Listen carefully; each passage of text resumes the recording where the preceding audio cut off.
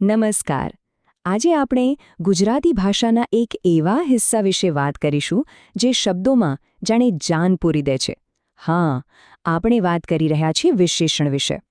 આ એ શબ્દો છે જે આપણી વાતને વધુ સુંદર, ઊંડી અને એકદમ સ્પષ્ટ બનાવે છે. તો ચાલો શરૂ કરીએ, પણ સીધા વ્યાકરણના નિયમોની જાળમાં નથી ફસાવવું. એના કરતાં એક નાનકડા ઉદાહરણથી સમજીએ. એનાથી તરત જ ખ્યાલ આવી જશે કે આ શબ્દોમાં ખરેખર કેટલી તાકાત છે. જુઓ, આ વાક્ય પર એક નજર નાખો. એકદમ સીધો સાદો સવાલ છે, બરાબર? અર્થ તો સમજાય છે, પણ થોડું અધૂરું નથી લાગતું? જાણે કોઈ રંગ વગરનું ચિત્ર હોય એવું. અને હવે આ જુઓ, ફક્ત એક જ શબ્દ ઉમેર્યો, શહેરી, અને તરત જ આખું ચિત્ર બદલાઈ ગયું. હવે આપણે ફક્ત લોકોની વાત નથી કરી રહ્યા, હવે આપણો ફોકસ છે શહેરી લોકો પર. જોયું કેટલી સ્પષ્ટતા આવી ગઈ? અરે, વાત અહીં પૂરી નથી થતી. ચાલો હજી એક કદમ આગળ વધીએ. ભણેલા ગણેલા ઉમેરવાથી તો વાક્ય એકદમ ધારદાર બની ગયું. હવે આપણી વાત વધુ સચોટ અને ઊંડી બની છે. દરેક નવો શબ્દ વાક્યને એક નવો રંગ, એક નવો અર્થ આપી રહ્યો છે. તો આજે જાદુઈ શબ્દો આપણે જોયા, શહેરી, ભણેલા ગણેલા, બસ આ જ છે વિશેષણ. ચાલો ત્યારે હવે એમણે જરા નજીકથી ઓળખીએ કે આખરે છે શું. તો વ્યાખ્યા શું કહે છે? એકદમ સરળ ભાષામાં કહીએ તો વિશેષણ એટલે એવો શબ્દ જે કોઈપણ સંજ્ઞાના અર્થમાં વધારો કરે. એ આપણને કહે છે કે કોઈ વસ્તુ કે વ્યક્તિ કેવી છે, કેવડી છે, કેવા રંગની છે. ટૂંકમાં એ સંજ્ઞાને વધુ ખાસ, વધુ સ્પેશિયલ બનાવે છે. અચ્છા, તો જે શબ્દ વર્ણન કરે એ વિશેષણ, પણ જેનું વર્ણન થાય છે એનું શું? આપણા ઉદાહરણમાં લોકો શબ્દ જેનું વર્ણન થયું એને કહેવાય છે વિશેષ્ય. આમ સમજો, જો વિશેષણ ફિલ્મનો હીરો છે તો વિશેષ્ય એનું પાત્ર છે જેના વગર હીરો અધૂરો છે. ઓકે, તો હવે બેઝિક્સ ક્લિયર છે. હવે જરા ઊંડાણમાં જઈએ. ગુજરાતી ભાષામાં વિશેષણોને સમજવા માટે એને મુખ્યત્વે બે રીતે વહેંચવામાં આવે છે. ચાલો આ બંને રીતને એક પછી એક સમજીએ. તો પહેલો પ્રકાર છે સ્થાનના આધારે. એટલે કે વિશેષણ વાક્યમાં ક્યાં ગોઠવાયેલું છે, સંજ્ઞાની આગળ કે એની પાછળ. ચાલો જોઈએ કે આનાથી શું ફરક પડે છે. અહીં જુઓ, બે પ્રકાર છે. પહેલું પૂર્વ વિશેષણ, જેમાં વિશેષણ સંજ્ઞાની પહેલા આવે છે, જેમ કે રમણીય ઉદ્યાન. આ આપણે સૌથી વધુ વાપરીએ છીએ. અને બીજું છે ઉત્તર વિશેષણ, જેમાં વિશેષણ સંજ્ઞાની પાછળ જાય છે, જેમ કે આ ઉદ્યાન રમણીય છે. મજાની વાત એ છે કે બંનેનો અર્થ તો એક જ છે, પણ વાક્યની રચના બદલાઈ જાય છે. છે ને રસપ્રદ? સરસ. તો સ્થાન પ્રમાણેના પ્રકારો આપણે જોયા. હવે વારો છે બીજા અને સૌથી મહત્વના પ્રકારનો. આમાં એ જોવાનું છે કે શું વિશેષણ પોતે બદલાય છે કે નહીં, એટલે કે શું સંજ્ઞાના લિંગ પ્રમાણે એ પોતાનું રૂપ બદલે છે. હવે આ ટેબલ પર ખાસ ધ્યાન આપજો. અહીં બે ભાગ છે. એક છે વિકારક વિશેષણ. વિકારક એટલે જેમાં વિકાર આવે, એટલે કે બદલાવ આવે.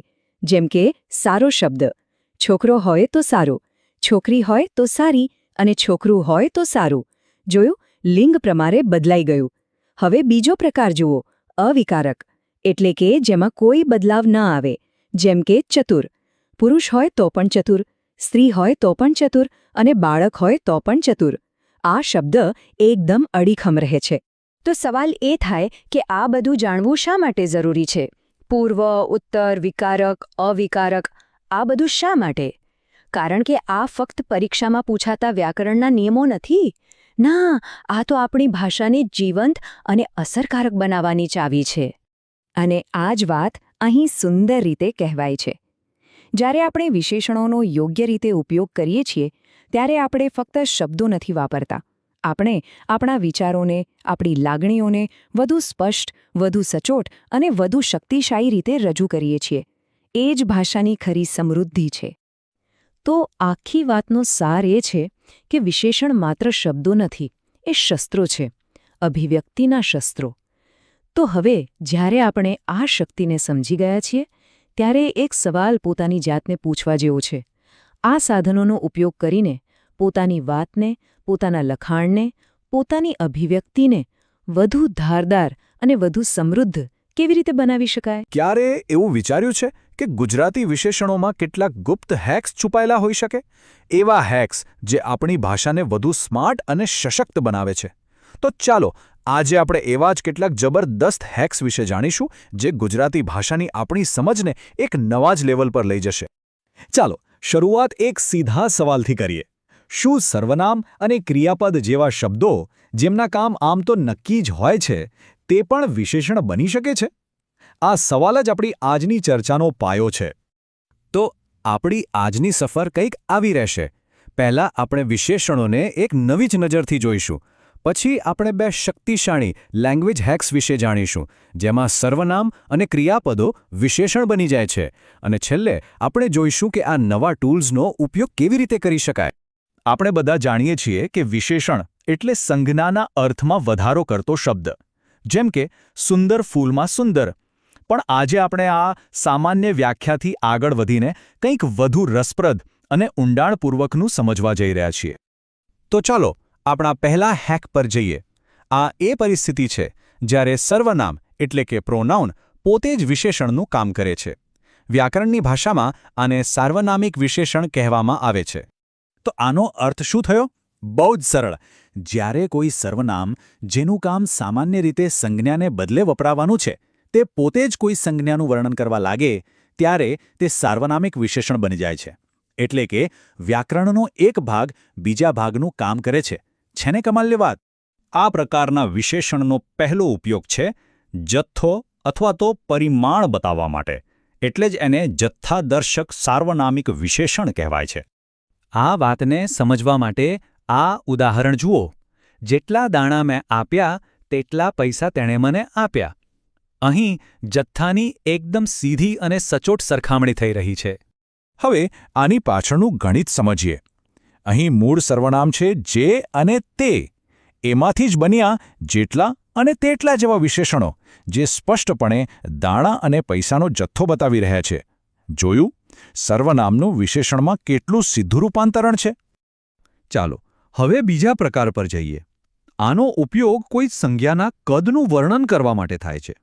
આને કહેવાય છે કદદર્શક. આ ઉદાહરણ સાંભળો. આવડું મોટું ઘર. અહીં ખાલી ઘરના કદનું વર્ણન નથી, પણ એમાં એક આશ્ચર્યનો ભાવ પણ છે. અને આ ભાવ ક્યાંથી આવે છે? આવડું શબ્દમાંથી. અહીંયા જે ફેરફાર છે ને એ ખૂબ સૂક્ષ્મ પણ બહુ શક્તિશાળી છે. મૂળ સર્વનામ આ પરથી આવડું વિશેષણ બન્યું છે, જેનો અર્થ છે આટલું મોટું, અને તે ઘરના કદ પર ભાર મૂકે છે. સર્વનામ આધારિત વિશેષણોનો ઉપયોગ સમાનતા અથવા તો પ્રકાર બતાવવા માટે પણ થઈ શકે છે. આને સાદૃશ્યદર્શક વિશેષણ કહેવાય છે. એટલે કે એકના જેવું બીજું.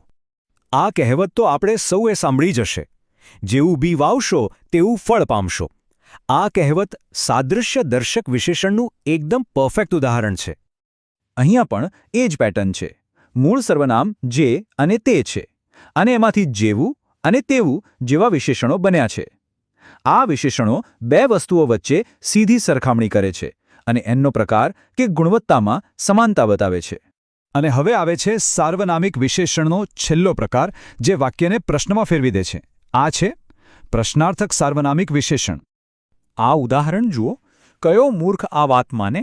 અહીં કયો શબ્દ મૂર્ખ સંજ્ઞાના અર્થમાં વધારો તો કરે જ છે, પણ સાથે સાથે એક સવાલ પણ પૂછે છે. આ રૂપાંતરણ પણ બહુ રસપ્રદ છે. મૂળ સર્વનામ કોણ પરથી કયો વિશેષણ બન્યું છે. આમ સર્વનામમાંથી સીધો જ એક પ્રશ્નવાચક વિશેષણ બને છે, જે ભાષાને વધુ કાર્યક્ષમ બનાવે છે. સારું, તો હવે આપણે બીજા મોટા હેક તરફ આગળ વધીએ. જ્યારે ક્રિયાઓ પોતે જ વર્ણનનું કામ કરે. આ એવા વિશેષણો છે જે સીધા ક્રિયાપદમાંથી જ જન્મે છે. વ્યાકરણમાં તેને ક્રિયાવાચક વિશેષણ કહેવાય છે. તો આ ક્રિયાવાચક વિશેષણ છે શું? આ એવા વિશેષણો છે જે આપણને કોઈ સંજ્ઞાનું વર્ણન કરવા એની ક્રિયાના આધારે કરવા દે છે. એટલે કે તે સંજ્ઞા અત્યારે શું કરી રહી છે, શું કરી ચૂકી છે, અથવા ભવિષ્યમાં શું કરશે. આ સ્લાઇડ જુઓ. આ એકદમ સ્પષ્ટ નકશો છે. એ બતાવે છે કે ક્રિયાવાચક વિશેષણો ત્રણેય કાળમાં કેવી રીતે કામ કરે છે. વર્તમાન કાળમાં બેસતું બાળક, ભૂતકાળમાં પડેલો દડો અને ભવિષ્યકાળમાં કરનાર માણસ. એક જ કોઠામાં બધું એકદમ સ્પષ્ટ થઈ જાય છે. ચાલુ અને પૂરી થઈ ગયેલી ક્રિયા વચ્ચેનો આ તફાવત બહુ જ મહત્વનો છે. બેસતું બાળક એટલે કે જે બાળક અત્યારે બેસી રહ્યું છે, ક્રિયા ચાલુ છે, જ્યારે પડેલો દડો એટલે કે એ દડો જે પડવાની ક્રિયા પૂરી કરી ચૂક્યો છે. આ નાનકડો તફાવત વાક્યના અર્થમાં મોટો ફેરફાર લાવે છે. અને હવે ભવિષ્યકાળની વાત કરીએ. વાક્ય છે, પુરુષાર્થ કરનાર માણસને ફળ અવશ્ય મળવાનું. અહીં કરનાર શબ્દ માણસનું વર્ણન તેની ભવિષ્યની ક્રિયાના આધારે કરે છે. આ તેની ભવિષ્યની સંભાવના અને ક્ષમતા દર્શાવે છે. તો આ હતા આપણા 2 શક્તિશાળી હેક્સ જે ગુજરાતી ભાષાને વધુ અસરકારક બનાવે છે. ચાલો એકવાર ફટાફટ આ નવા ભાષાકીય સાધનોનો સારાંશ જોઈ લઈએ જે હવે આપણી પાસે છે. તો આપણે આજે 2 મુખ્ય રૂપાંતરણો શીખ્યા. પહેલું, સર્વનામને જથ્થો, કદ, સમાનતા બતાવવા કે પછી પ્રશ્ન પૂછવા માટે વિશેષણમાં ફેરવી શકાય છે. અને બીજું, ક્રિયાપદને કોઈ સંજ્ઞાની ચાલુ, પૂરી થયેલી કે ભવિષ્યની ક્રિયાનું વર્ણન કરવા માટે વિશેષણમાં બદલી શકાય છે. આ બંને રૂપાંતરણો ગુજરાતી ભાષાને વધુ સચોટ અને ભાવવાહી બનાવે છે. આ બધું જાણ્યા પછી એક સવાલ તો મનમાં થાય જ છે. જો સર્વનામ અને ક્રિયાપદ પોતાની ભૂમિકા બદલી શકે છે, તો ભાષાના બીજા કયા ભાગો આ રીતે એકબીજાનું કામ કરતા હશે? આ પ્રશ્ન આપણને ભાષાની અનંત શક્યતાઓ વિશે વિચારવા મજબૂર કરે છે, ખરું ને? નમસ્કાર. તો ચાલો આજે આપણે ગુજરાતી ભાષાના એક એવા જાદુઈ તત્વને સમજીએ. એવા શબ્દો જે આપણી વાતચીતમાં જાણે કે પ્રાણ પૂરી દે છે, એને એકદમ જીવંત અને અર્થસભર બનાવી દે છે. પણ કેવી રીતે? ચાલો આજે જરા ઊંડાણમાં ઉતરીને જોઈએ. જરા આ પંક્તિ પર ધ્યાન આપો. શ્યામ રંગ સમીપે ન જાઉં હું રાજ. આ માત્ર શબ્દોનો સમૂહ નથી, આ એક ભાવ છે. આપણી આંખ સામે એક ચિત્ર ઊભું કરે છે. અહીં આ જે શ્યામ શબ્દ છે ને, એ આખી પંક્તિમાં એક અલગ જ ઊંડાણ અને લાગણી ભરી દે. તો પછી સવાલ એ થાય કે આ શબ્દોમાં એવો તે કયો જાદુ છે? એવી કઈ તાકાત છે જે તેમને આટલા પ્રભાવશાળી બનાવે છે? વેલ, આ શક્તિ આવે છે શબ્દોની એક ખાસ જાતમાંથી, જેનું કામ જ છે વાતોમાં વિગતો અને રંગો ઉમેરવાનું. અને એનો જવાબ છે વિશેષણ. આજના આ વિશ્લેષણમાં આપણે વિશેષણની આખી દુનિયાની સફર કરવાના છીએ. આપણે એના મૂળભૂત સ્વરૂપથી શરૂ કરીશું, પછી એના અલગ અલગ પ્રકારોની રોમાંચક યાત્રા કરીશું અને સમજીશું કે તે આપણી ભાષાને કેવી રીતે જીવંત બનાવે છે. તો ચાલો કોઈ પણ જાતનો સમય બગાડ્યા વગર સીધા જ આપણા પહેલા વિભાગથી શરૂઆત કરીએ. વિશેષણ એટલે શું અને એની અસલી તાકાત શું છે? એકદમ સરળ શબ્દોમાં કહીએ તો વિશેષણ કોઈપણ નામને એક ઓળખ આપે છે. એ આપણને કહે છે કે કોઈ વસ્તુ, વ્યક્તિ કે જગ્યા કેવી છે. એના વગર તો આપણી ભાષા જાણે ફીકી લાગે નહીં. વિશેષણ જ તો એમાં રંગો પૂરે છે, એને સ્વાદ આપે છે. હવે આપણે વિશેષણના સૌથી મોટા અને કદાચ સૌથી મહત્વના પ્રકારની વાત કરીએ, ગુણવાચક વિશેષણ. આ એવા શબ્દો છે જે કોઈપણ નામના ગુણ એટલે કે એની ખાસિયત શું છે એ બતાવે છે. આ વિશેષણો આપણી કલ્પનાને જાણે કે પાંખો આપે છે. માની લો કે કોઈ કહે લીલીછમ વાડી, તો આપણી આંખો સામે માત્ર વાડી નહીં પણ એની હરિયાળી, એની તાજગી, એનું આખું ચિત્ર ખડું થઈ જાય છે. આ જ તો છે ગુણવાચક વિશેષણનો અસલી કમાલ. ચાલો ફટાફટ કેટલાક ઉદાહરણો જોઈએ. સૌથી પહેલા રંગ. નવરંગસાળું. સાડી કેવી છે? એક નહીં, બે નહીં, 9 રંગોવાળી. અને પેલી કવિતાની પંક્તિમાં રંગ કેવો છે? શ્યામ. આ શબ્દો આખા દ્રશ્યને એકદમ સ્પષ્ટ અને જીવંત બનાવી દે છે. હવે આવીએ સ્વાદ પર. કંસાર કેવો છે? મોડો. અને દહીં? ખાટું. આ શબ્દો વાંચતાની સાથે જ જાણે જીભ પર એનો સ્વાદ આવી જાય છે. આ છે સ્વાદદર્શક વિશેષણની તાકાત. અને આકાર વિશે શું કહેશું? થાળી કેવી છે? ગોળ. રસ્તો કેવો છે? વાંકો ચૂકો. આ શબ્દો આપણને કોઈપણ વસ્તુના ભૌતિક સ્વરૂપનો એટલો સ્પષ્ટ ખ્યાલ આપે છે કે આપણું વર્ણન વધુ સચોટ અને ધારદાર બની જાય છે. પણ વાત અહીં પૂરી નથી થતી. ગુણવાચક વિશેષણની દુનિયા આનાથી પણ મોટી અને વધુ રસપ્રદ છે. ચાલો તેના કેટલાક વધુ મજેદાર રૂપો જોઈએ જે આપણી ભાષાને વધુ સમૃદ્ધ બનાવે છે. હવે વાત કરીએ કદની. નાની વાત.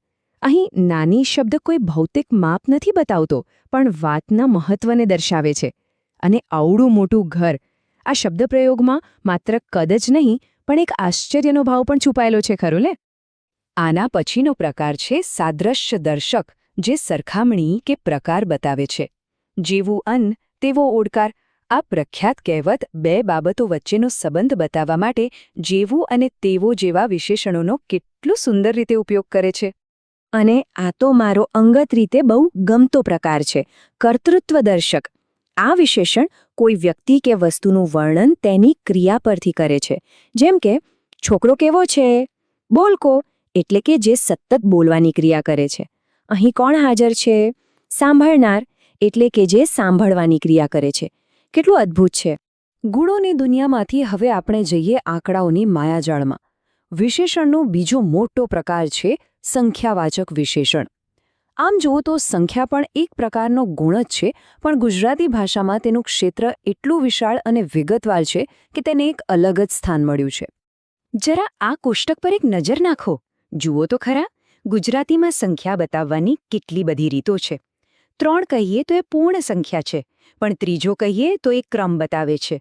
2 એટલે બંને સાથે, અને થોડું એટલે કેટલી સંખ્યા એ પાક્કું નથી. આ વિવિધતા જ આપણી ભાષાની ખરી તાકાત અને સુંદરતા. તો આ બધી ચર્ચા પરથી આપણે શું શીખ્યા? વિશેષણોને સમજવો એ માત્ર વ્યાકરણનો કોઈ નિયમ ઘોખવા બરાબર નથી. હકીકતમાં આ તો આપણી અભિવ્યક્તિને વધુ શક્તિશાળી અને પ્રભાવશાળી બનાવવા માટેનું એક સાધન છે, એક હથિયાર છે. ચાલો મુખ્ય મુદ્દાઓ પર એક છેલ્લી ઝડપી નજર કરી લઈએ. યાદ શું રાખવાનું છે? વિશેષણ નામને એક નવી ઓળખ આપે છે. ગુણવાચક વિશેષણ આપણને કેવું છે એનો જવાબ આપે છે, જ્યારે સંખ્યાવાચક વિશેષણ કેટલા છે એનો જવાબ આપે છે. આ બંનેનો કુશળતાપૂર્વક ઉપયોગ આપણી વાતચીત અને લેખનને એક અલગ જ સ્તર પર લઈ જઈ શકે છે. તો હવે પછી જ્યારે પણ આપણે કંઈક બોલીએ કે લખીએ, ત્યારે એક ક્ષણ માટે વિચારીએ કે તેમાં વિશેષણોનો ઉપયોગ કેવી રીતે થયો છે. અને એનાથી પણ વધુ મહત્વનું એ કે આપણે આપણા વર્ણનને વધુ જીવંત, વધુ ધારદાર બનાવવા માટે બીજા કયા નવા શબ્દોનો ઉપયોગ કરી શકીએ છીએ. ક્યારેય વિચાર્યું છે કે એક સાદા શબ્દને જીવંત કેવી રીતે કરી શકાય? ગુજરાતી ભાષામાં એવા કયા સાધનો છે જે કોઈપણ વર્ણનમાં જાણે રંગ ભરી દે છે? ચાલો આજે આપણે સાથે મળીને શબ્દોમાં જીવ પૂરવાની આ કળા શીખીએ. આ સવાલ જ આપણી આજની આખી સફરનો આધાર છે. ચાલો એક સાવ સાદો શબ્દ લઈએ અને જોઈએ કે તેને અલગ અલગ વર્ણનોથી કેવી રીતે શણગારી શકાય છે. તો આપણી સામે એક શબ્દ છે ગોળ. અત્યારે તો એ ખાલી એક વસ્તુનું નામ છે, બરાબર ને? એક કોરા કેનવસ જેવું. પણ આપણે તેને શબ્દોથી કેવી રીતે ભરી શકીએ? તો આજે આપણે શું જોવાના છીએ? પહેલાં તો વર્ણનની કળા સમજીશું, પછી માપ અને જથ્થો કેવી રીતે બતાવવો એ શીખીશું, ત્યારબાદ રીત અને પ્રકાર વિશે જાણીશું, અને છેલ્લે કોઈ વસ્તુનું મૂળ અને ઓળખ કેવી રીતે આપવી એ જોઈશું, જેથી એક સંપૂર્ણ ચિત્ર તૈયાર થાય. તો પહેલો વિભાગ વિશેષણ. આ છે વર્ણનની કળા. સીધી ભાષામાં કહીએ તો વિશેષણ એવા શબ્દો છે જે કોઈપણ નામમાં ડિટેલ્સ અને અર્થ ઉમેરીને તેની ખાસિયત બતાવે છે. આપણો પહેલો પ્રકાર છે પરિમાણવાચક વિશેષણ. હવે આ શું છે? સારું, આ એવા વિશેષણ છે જે કેટલું અથવા કેટલું મોટું જેવા પ્રશ્નોના જવાબ આપે છે. મતલબ કે તે વસ્તુના માપ કે જથ્થા વિશે વાત કરે છે. ટૂંકમાં કહીએ તો વજન, કદ કે પછી કોઈપણ વસ્તુની માત્રા બતાવવા માટે જે શબ્દો વપરાય એને પરિમાણવાચક વિશેષણ કહેવાય. અને આમાં પણ એક મજાની વાત છે.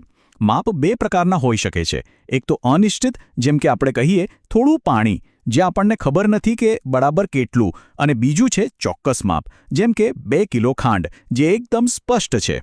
આ કેટલાક સામાન્ય શબ્દો છે જે આ પ્રકારના વિશેષણમાં આપણને વારંવાર જોવા મળશે. જેમ કે થોડું, ઘણું, કેટલું. આ બધા શબ્દો કોઈને કોઈ રીતે વસ્તુના જથ્થા તરફ જ ઇશારો કરે છે. ચાલો હવે વર્ણનના બીજા લેવલ પર જઈએ. આ વિશેષણો કેવા પ્રકારનું એ સવાલનો જવાબ આપે છે. એટલે કે એ વસ્તુની રીત, એની સ્ટાઇલ કે એનું સ્વરૂપ કેવું છે એ બતાવે છે. આ વિશેષણનો ઉપયોગ કોઈ વસ્તુની ક્વોલિટી અથવા તેના સ્વભાવનું વર્ણન કરવા માટે થાય છે. એ આપણને જણાવે છે કે વસ્તુ કેવી છે.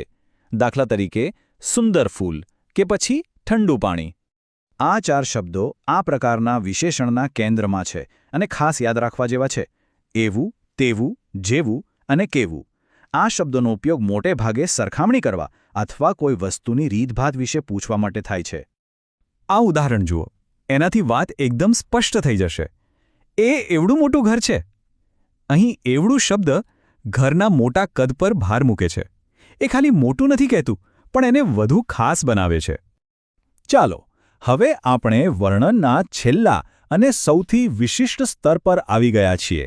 આ એવા વિશેષણો છે જે કોઈ ચોક્કસ નામ એટલે કે કોઈ સંજ્ઞા પરથી જ બનેલા છે.